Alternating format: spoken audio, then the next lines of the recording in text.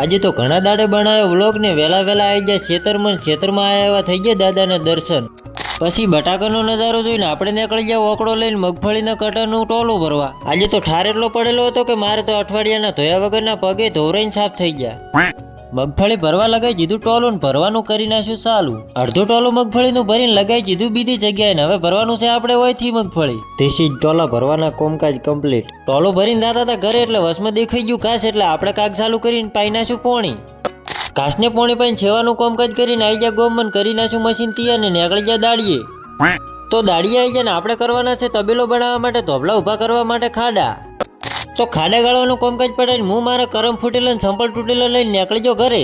કે હવે તું તારા રસ્તે ને હું મારા રસ્તે. પછી કભે પાવડી કરીને અળવાના પછી સડી જાય શેઢાની સીડીયું ચમકે કરવાનો છે આપણે ભાજેલો વાળ રિપેર. વાલને માર્યો સોલ્યુશનનો લેપ ને દબાઈને કરી નાખ્યો ફિટ. વ્લોગ સારો લાગ્યો તો લાઈક શેર અને સબસ્ક્રાઇબ કરવાનું ના ભૂલતા. મળીએ બીજા વ્લોગમાં.